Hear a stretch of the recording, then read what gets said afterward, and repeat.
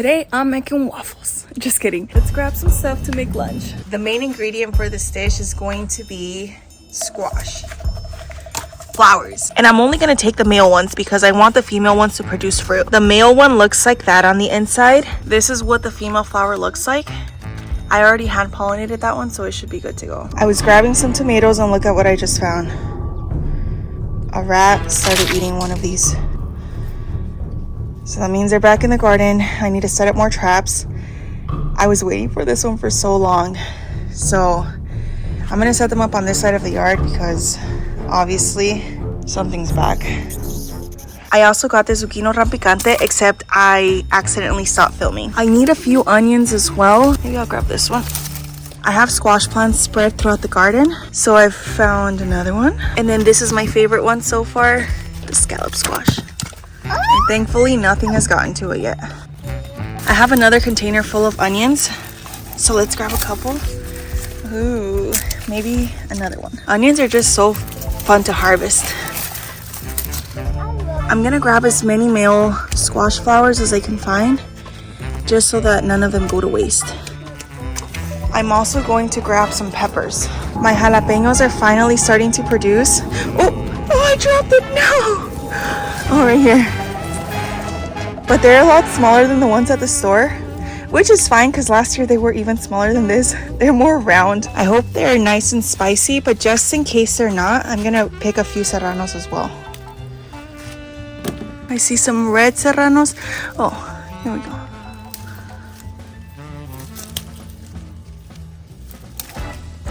I think 3 should be enough. Let me check for any other ripe tomatoes. You can see how big they've gotten on these trellises, and I haven't been able to keep up with pruning just because they grow so fast and it's so hot out here that it feels like an impossible task. I do have some sun golds just about ready. These I typically don't use for cooking, I just use for snacking while I'm cooking. Look at this tomato trellis, it's full too. Oh, and I see a really nice cluster down here. I'm just gonna grab the ones that are ready.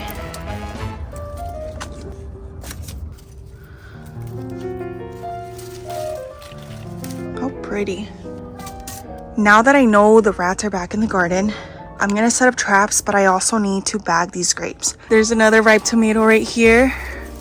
Please don't let there be. Ah, did you see that spider? This one's a lot smaller and it looks like maybe a bug started getting into it. Maybe I'll just cut around it. I'm gonna grab all of these ripe cherry tomatoes though. I see red. Despite them grabbing some of the tomatoes, nothing has touched the peaches so far. And we've been able to try like 3 or 4 of them. And they're so good. And my baby just harvested another blackberry. That's something else that we've been harvesting on a daily basis is blackberries. I think we got all of the tomatoes that we were gonna get today. I'm gonna grab a few potato greens to put in the dish as well, just to have it be a little bit healthier. I also need epazote for this dish.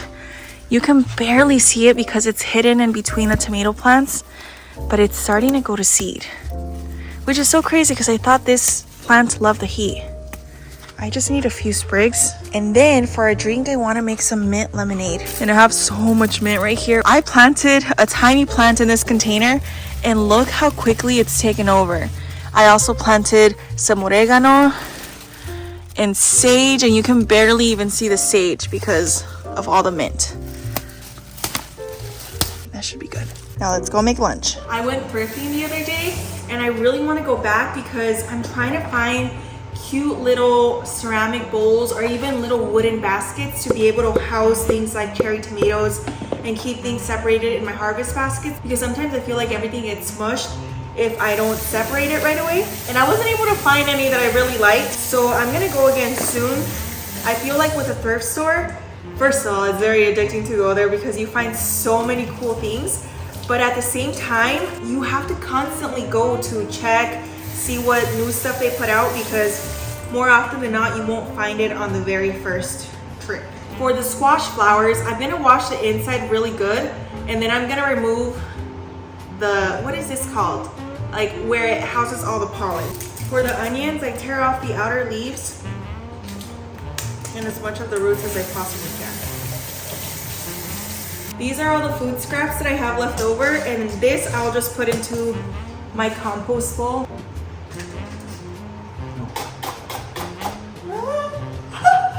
I feel like this year was an okay year for onions. What I'm gonna do differently in the fall is start them a lot earlier, because this time I started them when we were out of town. So when I came back, I feel like I was in a rush to get them in the ground already, and I should have waited a little bit longer. On top of that, I didn't set up my drip irrigation for weeks after I planted them. I go out there and hand water them every once in a while, but most of the time it was once the soil was already really dry. So this year I'm gonna start them way earlier. I'm gonna let them get to a good size before I transplant them, and I already have drip set up in every single container, so that shouldn't be an issue anymore. I typically like to use one big bowl to house all of the ingredients. I loved as a kid watching cooking shows where they have like a bunch of little bowls and they be putting in the garlic and the onion one at a time, and everything was so neatly categorized. But I have 3 kids and so many dishes to do every single day that I can't bring myself to do that. So this cool looking squash is called zucchino rampicante, and it looks amazing. It can get a lot bigger than this, but I'm eating it young now as a summer squash because I think it tastes better that way. Last year I only grew 1. The entire season I only grew 1, and I went through packs and packs of seeds. All I did was roast it in the air fryer and eat it with white rice. That's one of my favorite ways to eat squash. Oh shoot, I needed to cut these into smaller pieces. This is the type of squash that you can eat as a summer squash, and you can also let it mature into a winter squash, and it's got a really cool shape too. It kind of reminds me of a swan.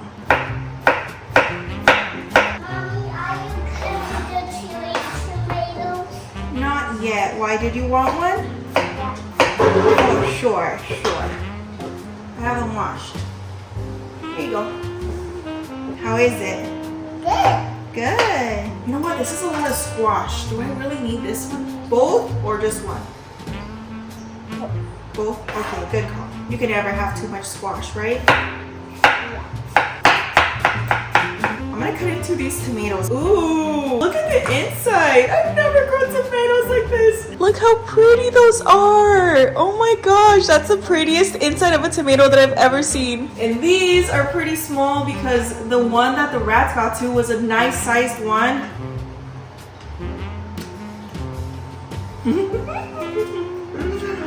Hold on. Oh, these are so good. I feel like whenever I buy tomatoes at the store, either they are so ripe that I have to use them right away, otherwise they're gonna be really mushy in a few days, or they're so green that they taste like nothing. And even if I let them ripen, they change color, but the flavor never tastes like this. One thing I've found out the hard way is any pepper from the garden is gonna be way spicier than anything I buy in store. Okay, 1, 2, 3.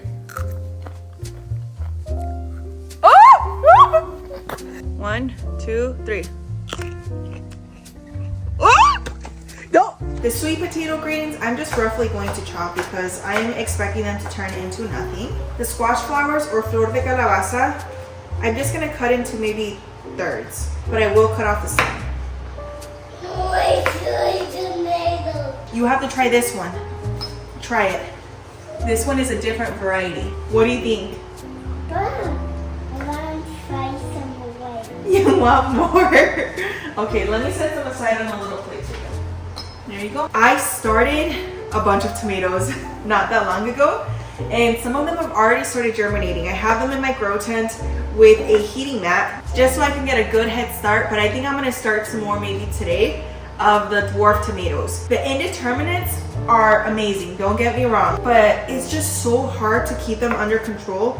The trellises that I've built, thank goodness, have held them up perfectly. It's just so hot outside that I literally have to tie them back and prune them every single week. If not, they grow out of control.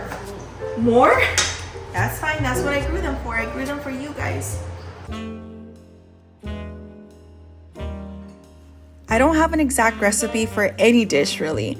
I started off with some vegetable oil. Yes, it is in an olive oil bottle because it just looks so much prettier, but it's just plain vegetable oil. Next, I added in the vegetables that will take the longest to cook, which in this case is a squash. After a few minutes, I added in all the other vegetables I harvested, and the only seasoning I used was salt and pepper because the epazote is so fragrant. I don't want to overpower or have anything else competing with its delicious aroma. The dough for the empanadas is made out of maseca or corn flour. I tossed in a little bit of salt to make sure every single bite was perfectly seasoned. And after a few minutes of kneading and adding water, the dough was soft and ready to go. I formed the balls first so I could make them as even as possible, and then I took out my tortilla press.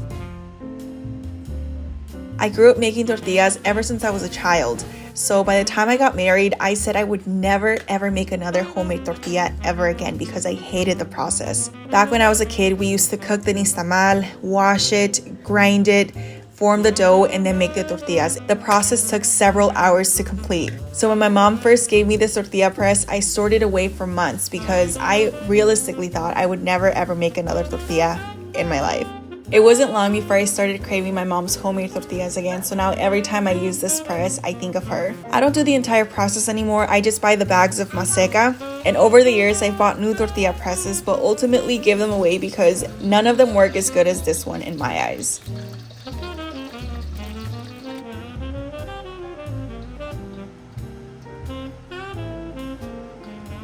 The mint lemonade is a breeze to make. First, I blended the washed mint leaves with filtered water and then I strained them to get rid of any little chunks. That part isn't absolutely necessary, but my kids like it that way. Then I squeezed a few lemons and sweetened it to taste. The whole meal was very easy to make, but a little time consuming, though definitely worth every single bite.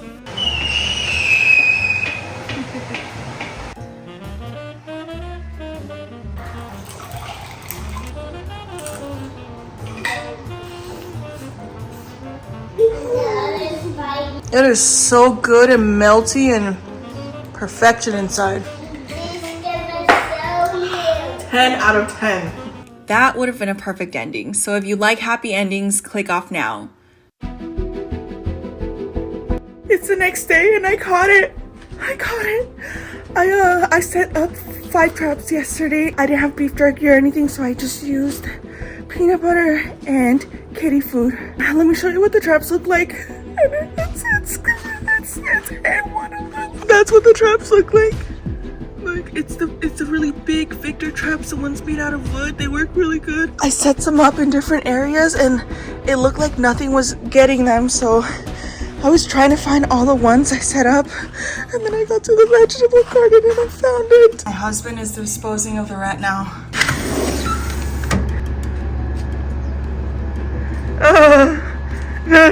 It's huge, huh?